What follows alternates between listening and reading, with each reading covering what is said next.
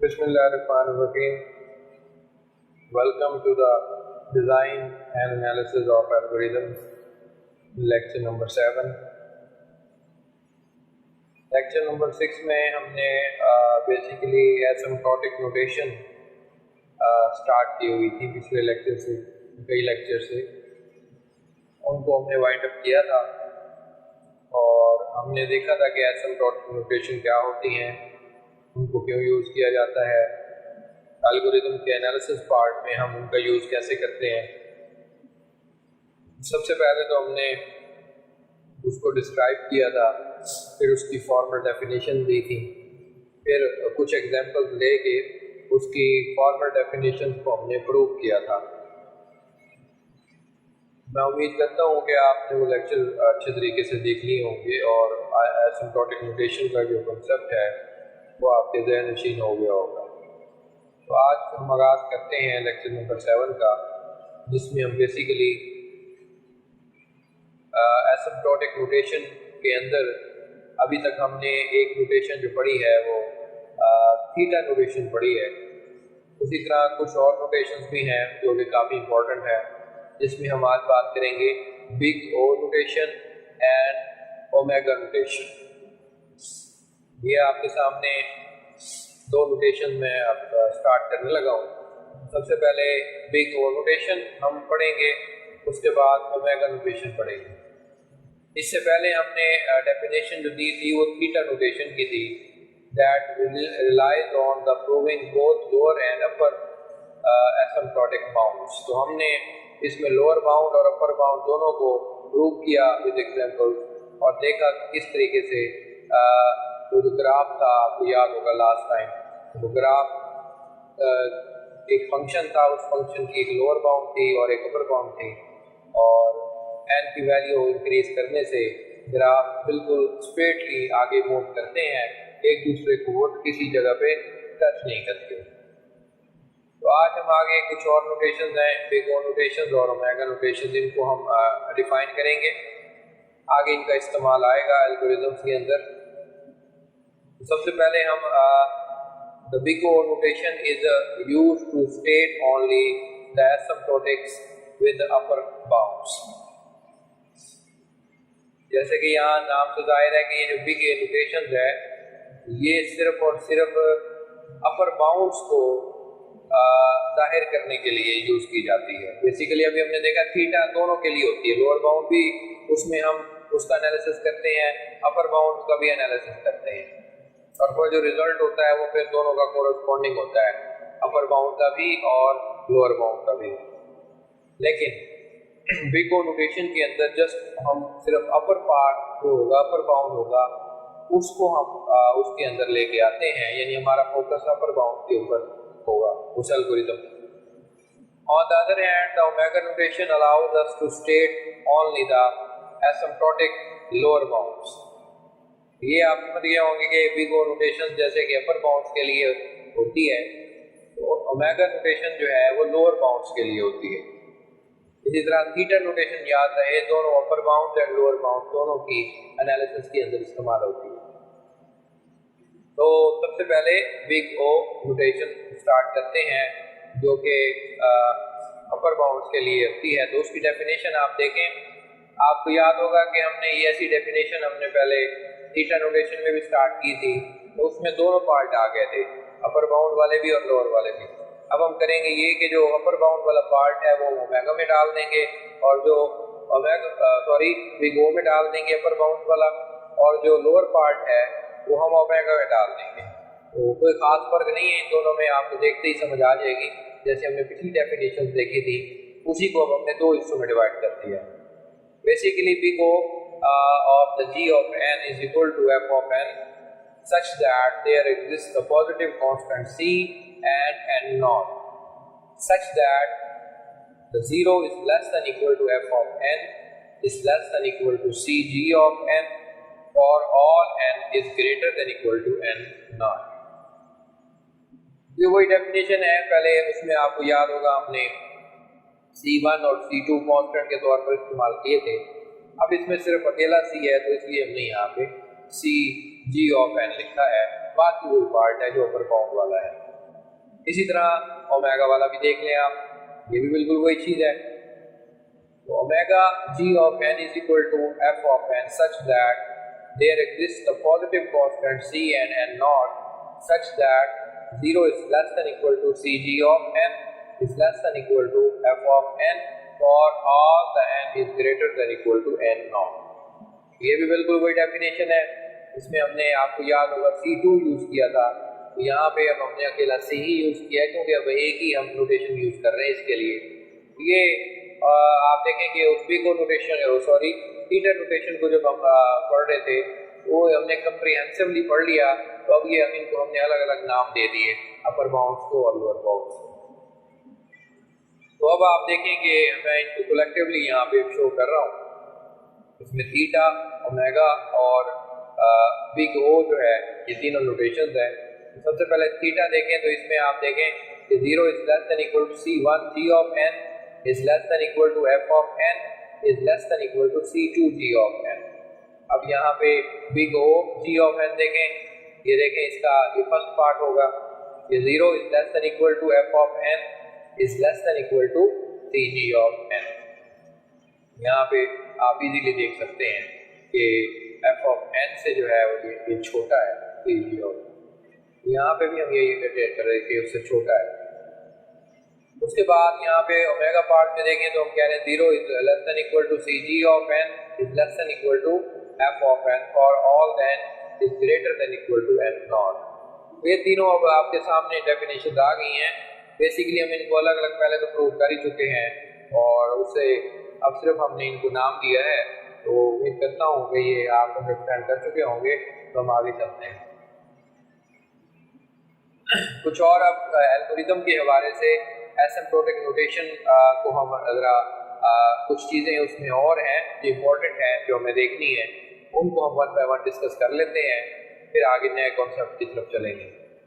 Here is a list of common asymptotic running times। अगर यानी running time ये होगा, यानी मुख्तलिफ रनिंग टाइम हमें देखने को मिलेंगे एल्गोरिथम्स में, तो उनको सबसे पहले डिस्क्राइब कर लेते हैं। फर्स्ट करें जिस एल्गोरिथम का अगर टाइम थीटा 1 है तो इसका मतलब क्या है कि ये एक कांस्टेंट टाइम है that cannot beat it, यानी ऐसा जो एल्गोरिथम होगा जो कांस्टेंट टाइम देगा वो बहुत ही बड़ा ही आप ऐसे समझ लें शानदार एल्गोरिथम होगा। यानी ऐसा जो कांस्टेंट टाइम, यानी कांस्टेंट टाइम का मतलब है लिमिटेड टाइम हो, जैसे 5 सेकंड हो, 1 सेकंड हो, ऐसे एल्गोरिथम जो है वो काफी फास्ट होते हैं और ऐसे एल्गोरिथम को कोई हरा भी नहीं सकता, ये कहने का मतलब ये। उसके बाद जो कैटेगरी आती है वो आती है थीटा लॉग एन की। ये क्या है जी?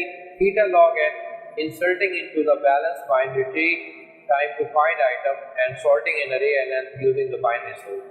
अब ये कुछ एल्गोरिथम्स के नाम यहाँ पे आपको लिए हैं। इस तरह के एल्गोरिथम जो है वो लॉग एन टाइम लेते हैं। बेसिकली आपने डाटा स्ट्रक्चर में इन एल्गोरिथम्स के बारे में पहले पढ़ा है। यहाँ भी हम कुछ देखेंगे जैसे कि बाइनरी सर्च, अरे को सॉर्ट करना जिसमें बबल सॉर्ट, आपने क्विक सॉर्ट देखी होगी, मर्ज सॉर्ट है, इनका जिक्र अब आगे भी आएगा लेकिन ये पहले आप देख चुके हैं। इस तरह के जो एल्गोरिथम होते हैं और थीटा लॉग एन टाइम देते हैं। उसके बाद जो कैटेगरी है वो थीटा एन की कैटेगरी है। About the fastest that can algorithm can run, ये भी आपके जो थीटा एन होते हैं ये भी फास्ट एल्गोरिथम होते हैं। तो अगली कैटेगरी देखते हैं। अगली कैटेगरी है theta n log n, best sorting algorithm. N log n algorithm जो भी वो है वो हम देखेंगे। बेसिकली मैं पहले बता देता हूँ आपको, मर्ज सॉर्ट और क्विक सॉर्ट दोनों एन लॉग एन एल्गोरिथम है। ये बेस्ट एल्गोरिथम है, यानी बाकी जैसे बबल सॉर्ट है और सिलेक्शन सॉर्ट है और इंसर्शन सॉर्ट है, इन सब से जो है वो बेस्ट जो है टाइम के लिहाज से वो ये एन लॉग एन एल्गोरिथम्स है, जिनका आगे तस्करा करेंगे। अगली कैटेगरी है हमारे पास theta n square, theta n cube. इनको पॉलिनोमियल टाइम एल्गोरिथम्स कहेंगे हम, ये वाले जो होंगे। ऑफ कोर्स ये बहुत ज़्यादा टाइम लेते हैं। These running time are acceptable when exponent of n is small और n is too large if n is less than equal to 1000। यानी जिन एल्गोरिदम्स का टाइम थीटा एन स्क्वायर या थीटा एन क्यूब निकलता है, उसमें फिर ये बात होगी कि ऐसे एल्गोरिदम एक्सेप्टेबल तो हैं, लेकिन उसमें n की जो वैल्यू है वो एक्सपोनेंट ज़्यादा ना हो, यानी स्मॉल होनी चाहिए। इसको अगर हम ऐसे कहें कि भाई n की वैल्यू अगर आप देखें कि 1000 से छोटी हो या 1000 के बराबर हो, तब आप कह सकते हैं कि ये एल्गोरिदम एक्सेप्टेबल है। अदरवाइज अगर 1000 से भी बढ़ गई है, 1000 भी एक बहुत बड़ी वैल्यू है, लेकिन इससे भी अगर बढ़ गए तो फिर तो वो तो एल्गोरिदम पूरी जिंदगी ही चलता रहेगा, कभी खत्म ही नहीं होगा। खैर आगे भी देखते हैं और भी चीजें। Theta 2 to power of n, theta 3 to power of n। अब ये एल्गोरिदम होते हैं एक्सपोनेंशियल टाइम लेते हैं, इसके नाम से जाइए। एक 2 है, ऊपर फिर पावर n में आ गया। अब ये पावर में जब ऊपर n चला गया, ये भी काफी है एल्गोरिदम है। तो acceptable only an is small. मिसाल के तौर पर यहाँ पे n अगर 50 से कम है तो फिर तो ये चल एक्सेप्टेबल होते हैं एल्गोरिदम, लेकिन n से अगर बहुत बड़े हैं फिर ये जो है ये भी काफी डिफिकल्ट और कॉम्प्लेक्स तरीन एल्गोरिदम होंगे, जिनका टाइम बहुत ही ज्यादा लग जाएगा। Another category that is the theta n factorial and theta n to the power of n। अब ये आप देखें कि n अगर इसमें छोटा है, अगर तो 20 से कम है फिर ठीक है, अदरवाइज ये ऐसी कैटेगरीज हैं कि ये एल्गोरिदम बस चलते ही रहेंगे, कभी खत्म ही नहीं होंगे, इंसान खत्म हो जाए, लेकिन ये एल्गोरिदम जो है वो शायद खत्म ना हो। अगर ऐसे एल्गोरिदम का टाइम एक्सपोनेंशियल से भी बहुत ज़्यादा होता है। ये आप ऐसे कह लें कि n बहुत ही छोटा हो तब तो ये एल्गोरिदम चल जाएगा, अदरवाइज n अगर बहुत बड़ा है और जिसका हमें पता भी नहीं है कि n कितना है, तो उसके लिए ये एल्गोरिदम जो है वो एक सरदर्द के अलावा और कुछ नहीं। तो अभी हम इसको रैप अप करते हैं जो अभी तक हमने पढ़ा है। बेसिकली हमने एल्गोरिदम में सबसे जो इम्पोर्टेंट अभी पार्ट कवर किया है वो है एसिम्प्टोटिक नोटेशन वाला, जिसमें हमने सबसे पहले उसको डिफाइन किया, उसको फॉर्मूले डिस्क्राइब किया, फिर उसके बाद हमने उसके अंदर तो थीटा नोटेशन है वो डिस्कस की, उसकी डेफिनेशन डिस्कस की, फिर उसके बाद आज उसको फिर हमने प्रूव भी किया। आज फिर हम जो है वो अगली नोटेशन हमने इंट्रोड्यूस की, जिसमें बिग ओ नोटेशन और ओमेगा नोटेशन। तो बाकी हमने कैटेगरीज देखी हैं अभी एल्गोरिथम्स की। आगे जो हम स्टार्ट करने जा रहे हैं वो एल्गोरिदम, अब हम ऐसा करेंगे पूरे कोर्स में एक कैटेगरी लेंगे, उसकी कैटेगरी में कुछ एल्गोरिदम्स होंगे, उन एल्गोरिदम्स को हम सबसे पहले डिस्कस करेंगे। कुछ ऐसे होंगे जो पहले आप ऑलरेडी पढ़ चुके हैं, उनको हम ज़्यादा डिटेल में डिस्कस नहीं करेंगे। जो नए एल्गोरिदम है उनको हम डिटेल से डिस्कस करेंगे और उनको रन करेंगे हम मैकेनिकली भी और बाय हैंड भी उनको रन करेंगे। उसके बाद हम उनका एनालिसिस करेंगे। ये हमारा ओवरऑल पूरे कोर्स का अब आगे मोटिव है। पहली कैटेगरी हम आज स्टार्ट करने लगे हैं, जिसमें डिवाइड एंड कॉन्कर स्ट्रेटजी हम आज स्टार्ट करेंगे। ये डिवाइड एंड कॉन्कर स्ट्रेटजी काफ़ी बहुत पुरानी है, यानी आज समझ लें अरसा कदीम और निकलती आ रही है। तो सबसे पहले हम इसको अंडरस्टैंड करते हैं कि ये डिवाइड एंड कॉन्कर स्ट्रेटजी है क्या।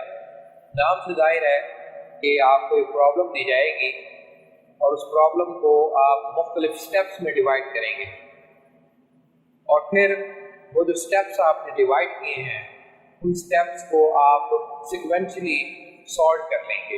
ये जो सॉल्व करने वाला मामला है, यानी वो बिखरी हुई चीज़ों को इकट्ठा करके मैनेजेबल सीक्वेंस के अंदर लेके आना, दैट इज कॉल्ड कॉन्कर। तो डिवाइड करना और फिर उसको कॉन्कर करना, ये स्ट्रेटजी कहलाती है डिवाइड एंड कॉन्कर स्ट्रेटजी, किसी भी प्रॉब्लम को लेके। तो ये स्ट्रेटजी जो है वो हम स्टार्ट करते हैं और आगे the divide and conquer is strategy employed to solve the large number of computational problems. बहुत बड़ी प्रॉब्लम है जो इस डिवाइड एंड कॉन्कर के जरिए हल हुई है पहले, उनको हम देखेंगे आगे चल के। तो सबसे पहले वही मैं इसके 3 स्टेप आपको शुरू कर लेता हूँ कि डिवाइड का मतलब प्रॉब्लम को छोटे छोटे पीसेस में डिवाइड करना, क्योंकि लार्ज प्रॉब्लम होती है अगर आप उसको ऐसे देखेंगे तो वो काफ़ी कॉम्प्लेक्स नजर आएगी। आपने ये करना है कि उसको छोटे छोटे हिस्सों में डिवाइड कर देना है, जो अंडरस्टैंडेबल भी हो जाएगी और इजीली आप उसको मैनेज भी कर लेंगे। अगला जो स्टेप है conquer, solve each piece of by applying the divide and conquer to it recursively. ऐसा होगा कि जब आप फर्स्ट करें एक प्रॉब्लम को 10 हिस्सों में डिवाइड कर चुके हैं, अब ऐसा होगा कि जो पार्ट 1 है उसको लेके आप मजीद डिवाइड कर लें और तब तक आगे भी मजीद डिवाइड करते जाएं जब तक वो अकेली सॉल्व ना हो जाए, तो उसको हम कॉन्कर कहते हैं। यानी आप उसको मजीद डिवाइड करें जब तक वो हर पीस सॉल्व ना हो जाए, उस वक्त तक उसको डिवाइड करते रहें, और जब वो मुकम्मल तौर पर सारे पीसेस सॉल्व हो जाएं तो फिर उसको आपस में कंबाइन कर दें और कंबाइन करके एक ग्लोबल सॉल्यूशन बन जाएगा उस प्रॉब्लम का, जो कि काफ़ी आसानी से हम उसको हल कर लेंगे। ये एक डिवाइड कॉन्कर स्ट्रैटेजी है। अब इसकी एग्जांपल हम जो है मशहूर जो हमारा एल्गोरिथम है मर्ज सॉर्ट, उसको हम इससे जाहिर करेंगे। बेसिकली जो मर्ज सॉर्ट की प्रॉब्लम है वो डिवाइड कॉन्कर से हल होती है। हम देखेंगे कि किस तरीके से डिवाइड एंड कॉन्कर इस पर अप्लाई करके हम इसको सॉल्व करते हैं। ज़्यादा डिटेल में हम इसके नहीं जाएंगे क्योंकि ऑलरेडी आप डाटा स्ट्रक्चर में पढ़ चुके हैं। हम यहाँ पे प्रॉब्लम की जो लॉजिक है उसको अंडरस्टैंड करेंगे और डिवाइड एंड कॉन्कर का इसके साथ क्या ताल्लुक है, किस तरीके से इसको हम सॉल्व करते हैं, वो हम इस लेक्चर में डिस्कस करेंगे। तो सबसे पहले merge sort divide and conquer strategy is the applicable in a huge number of computational problems. जैसे मैंने कहा है कि जो आपकी डिवाइड एंड कॉन्कर स्ट्रैटेजी है वो बहुत सारी प्रॉब्लम को सॉल्व करती है। उनमें से एक जो है वो आपकी मर्ज सॉर्ट प्रॉब्लम है, उसको हम लेके चल रहे हैं। अब मर्ज सॉर्ट देख लेते हैं। मर्ज सॉर्ट में we have given the sequence of numbers A, यानी आपको एक अरे दी जाती है which we will have assumed they are sorted in array 1 to n, यानी वो अरे जो है वो 1 से लेके n तक हो सकती है, उसमें 10 है, 25 है, 50 है, 100 है, up to the n जो है वो एलिमेंट्स हो सकते हैं। The objective is to output permutation of this sequence sorted in increasing order। करना हमने ये है कि आपको वो जो अरे दी गई है वो कोई सॉर्टेड ऑर्डर में नहीं है, आपने करना ये है कि उसको इंक्रीजिंग ऑर्डर में सॉर्ट करना है, सीक्वेंस में लेके आना है। And this is normally done by permuting the elements within an array. तो हमें ये देखना पड़ेगा कि अरे के अंदर जो पेयर्स हैं उनका आपस में शायद हमें कंपैरिजन करना पड़े, तो ये सारी चीजें जो है वो हम करेंगे।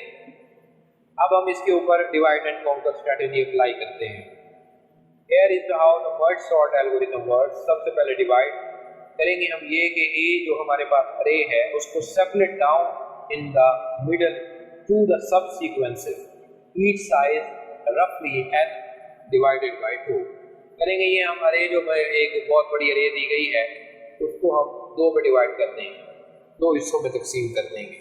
हमारे पास 2 आ जाएंगे सब सीक्वेंसेस, लेकिन हम उसमें से जो मिडल वाला एलिमेंट होगा वो हम याद रखेंगे, उसको मिडल पॉइंट कहते हैं।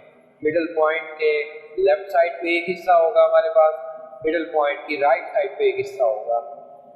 अगला पार्ट है conquer sort each the sub sequences by calling the merge sort recursively.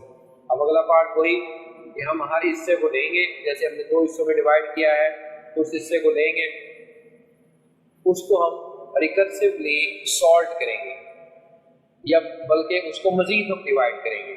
यानी उस हिस्से को लिया, उसको मजीद डिवाइड किया, जबकि सिंगल एलिमेंट आपके पास नहीं आ जाता सॉल्व पे, तब तक आप उसको मजीद डिवाइड करते जाएंगे। अभी हम इसको ग्राफिकली भी देखते हैं आगे। तो यहाँ पे आप देखें हमारे पास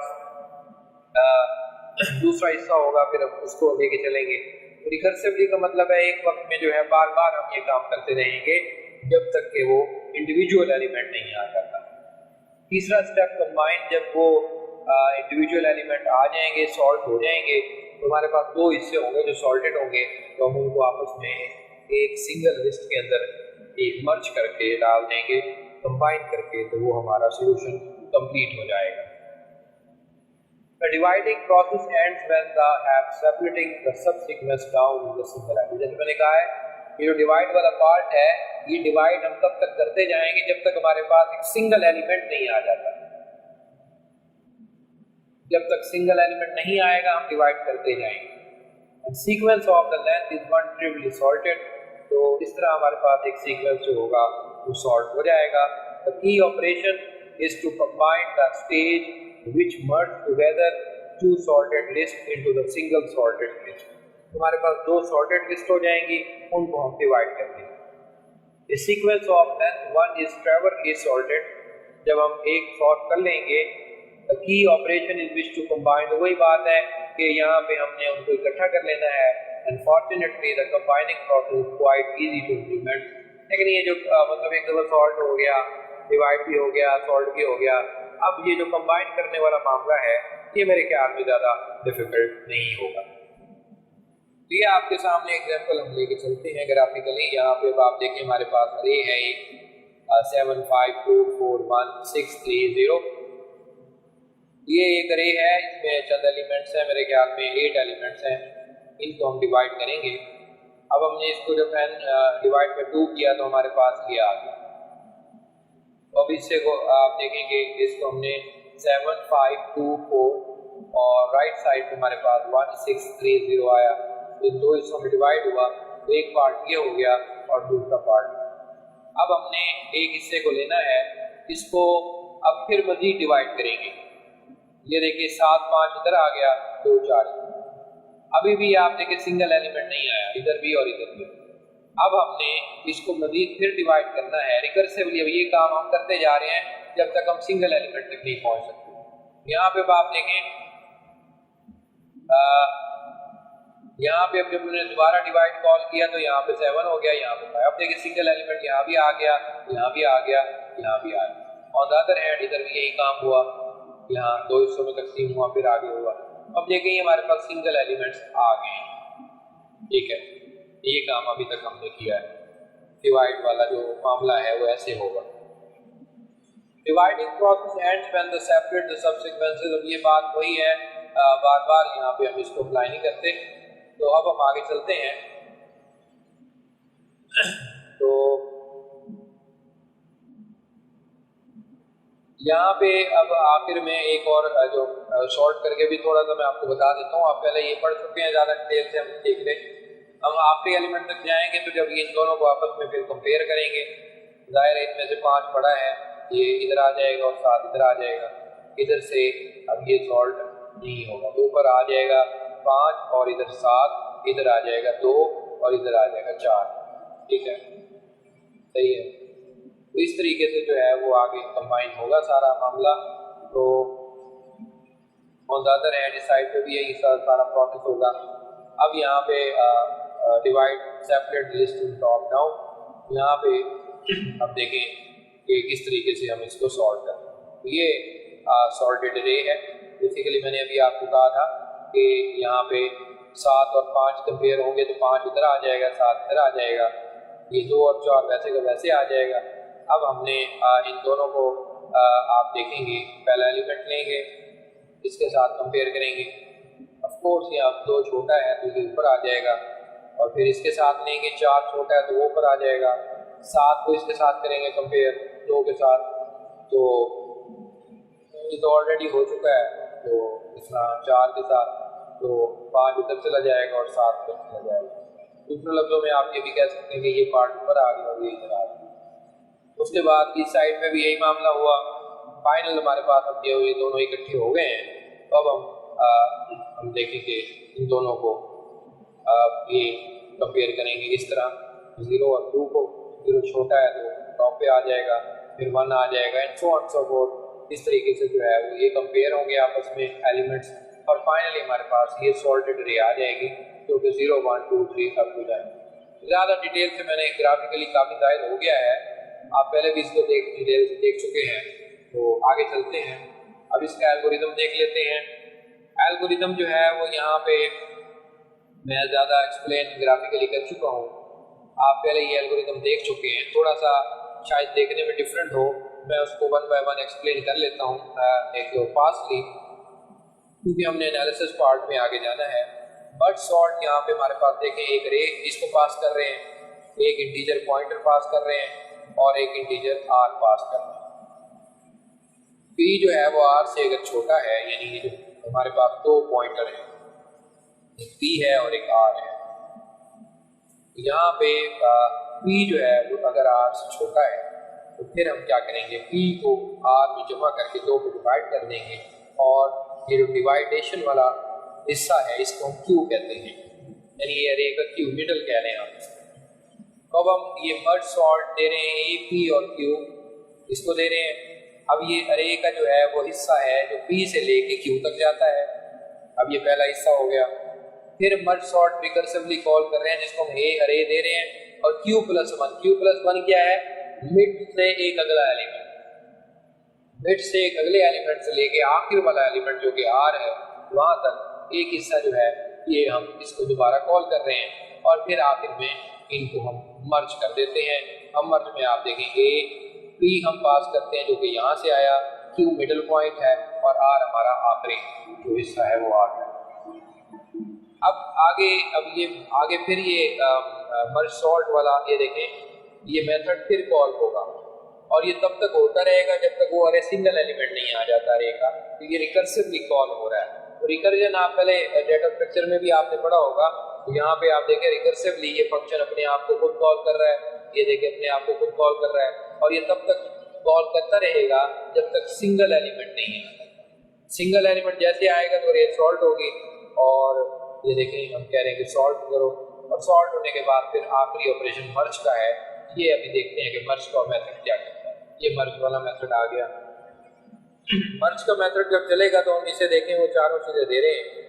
यहाँ पे हम एक टेम्परेरी अरे बना रहे हैं। बेसिकली आपको पता होगा कि हम एक टेम्परेरी अरे भी बनाते हैं मर्ज करने के लिए बाद में,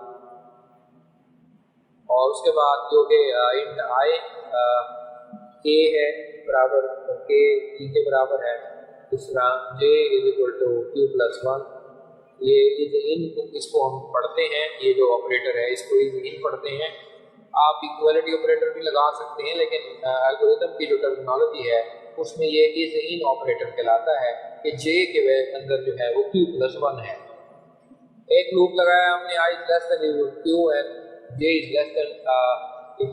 r, ये अगर कंडीशन हमारी लूप लगा है और ये आपको पता चल गया होगा कि ये i q तक यानी मिड तक जा रहा है और j से r तक जा रहा है यानी मिड से लेके r तक, अगर तो ये ठीक है तो फिर अंदर आएंगे हम अरे के element a of i < a of j लेंगे। अगर तो वो ठीक है यानी ये छोटा है तो हम क्या करते हैं, उस एलिमेंट को यानी हमारी जो लेफ्ट साइड और राइट साइड, लेफ्ट साइड वाला जो एलिमेंट है उठा के हम टेम्परेरी अरे के इंडेक्स में डाल दें। इसी तरह अगर तो ये कंडीशन फॉल्स है फिर जाहिर है वो जो राइट साइड वाला एलिमेंट है वो बड़ा होगा और वो छोटा होगा, उसको हम उठा के डाल देंगे इधर b के प्लस के अंदर और ये काम होता रहेगा। ऑफ कोर्स आपको समझ आ गया होगा, ये तब तक चलता रहेगा प्रोसेस जब तक हम अरे को सॉर्ट नहीं करेंगे। जैसे ये लूप खत्म होगा तो फिर अब हम क्या करेंगे कि i is less than, यानी दोबारा हम i is less than k तक जा रहे हैं और कर ये रहे हैं कि a of i++ के ऊपर पड़ा है वो हम डाल देते हैं k++ के ऊपर, यानी फाइनल हमारी जो अरे है वो एलिमेंट जो है k++ के ऊपर 1 by 1 एलिमेंट डालते रहते हैं। और इसी तरह ये हमारा मिड तक हिस्सा कवर हो गया। मिड से आगे वाला हिस्सा जो है ये देखें हमने लगाया, मिड से आखिर वाला हिस्सा ये देखें जो कि b of k++ is in the a of j++, ये हमारा जो राइट साइड वाला हिस्सा है उसका एक एक एलिमेंट करके हम हमारी जो टेम्परेरी अरे है उसमें डालते जा रहे हैं। फाइनली जब हमारी अरे मुकम्मल तौर पे b फुल हो जाएगी तो फिर अब हम क्या करेंगे, हम एक और लूप चला रहे हैं जिसमें हम i to p और p to r यानी शुरू से लेके आखिर तक हम जाएंगे p की अरे के और कॉरस्पॉन्डिंगली b के तमाम एलिमेंट्स a में दोबारा डाल देंगे और हमारी b वाली अरे जो टेम्परेरी थी वो खत्म हो गई, उसका काम खत्म हो गया। इसी तरह 1 by 1 जो है वो हमने तमाम एलिमेंट्स जो हमारी टेम्परेरी अरे होगी वहाँ से निकाल। बेसिकली आज का लेक्चर यहीं पे हम ख़त्म करना चाहेंगे और आज के लेक्चर में बेसिकली बिग और नोटेशन और ओमेगा नोटेशन की बात की और ख़ास तौर पे आज हमने एक नई कैटेगरी स्टार्ट कर ली जिसका पहला एल्गोरिथम हमने मर्ज सॉर्ट स्टार्ट किया। इसी तरह हम आगे हमारे कोर्स का आपको लेआउट समझ आ गया होगा। आगे हम ये करेंगे कि आप किसी एल्गोरिथम का एनालिसिस करेंगे उस पॉइंट ऑफ व्यू से जो भी हमने तमाम नोटेशंस पढ़ी हैं।